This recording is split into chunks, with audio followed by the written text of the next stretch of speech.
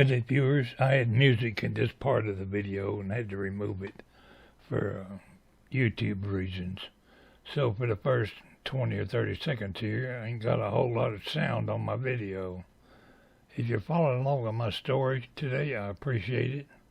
Today's video is part 3 of how I got a railroad job, and it's called Looking in the Refrigerator.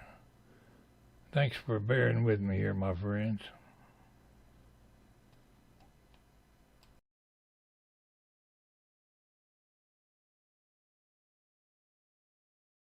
Upon entering the house, I saw my old dog Boots, and she barked at me before figuring out who I was.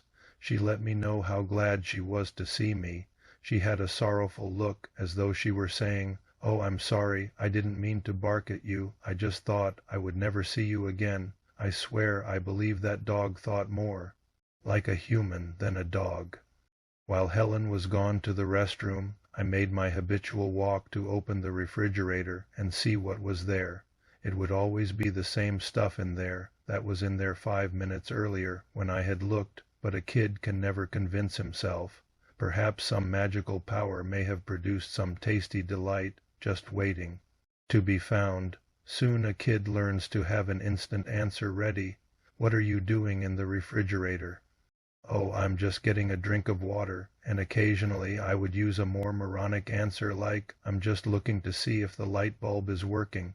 Now that I'm older, I think the reason I did it was because it felt good to get cooled off by the cold oozing out of the refrigerator. You always doubled up on refrigerator visits in the summertime.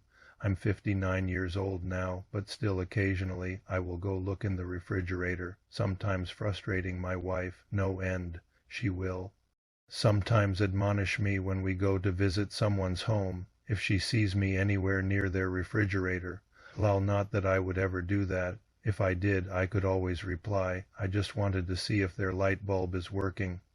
As soon as I opened the refrigerator, I noticed something I had never seen in my past refrigerator visits. There was nothing there.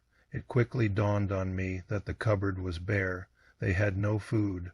Oh, there may have been a few staples, but there was no food. I closed the door and returned to the living room as my mother was coming out of the bathroom. She knew me pretty well, and I'm sure she had deduced that I had looked in the refrigerator because she spoke up and said, "Your dad's retirement check hasn't started coming in yet. That's why he's gone to Florida." I said, "Make a grocery list. We are going to the store." She protested, but I put my foot down and insisted. 30 minutes later we were pulling into the grocery store, and as we entered, who should I pass coming out? It was the state trooper I had waved at earlier that afternoon, so I waved at him politely again. Going through the store, she noticed I was putting a lot more things in the buggy than she had on the list. Her protests went ignored, though, and soon the buggy was full. I think the bill came to a little over $100, which these days might feed a family 2 days, but in 1969 it was a fair amount of groceries. She was worried about how much I had spent. She could be quite the skimpy shopper if left to her own demise, but this time I prevail. "Your dad will pay you back," she said. I replied, "No, I won't hear of it. In fact, don't even tell him we went shopping," I said. For supper that night she made me something I hadn't had in a long time. We ate high on the hog. I gorged myself on fried salt pork and gravy and biscuits. Later that evening, as we sat watching TV, I got up and went to look in the refrigerator. "Do you want a glass of water?" I said. I really didn't want any water. It just looked good to see that her refrigerator wasn't empty. Viewers, this is Walter, aka Pwalpar. In this part of my story, I gave away the fact that I was 59 years old when I wrote this story. That was 18 years ago, but the events took place 44 years ago. My memory has dimmed somewhat in that time.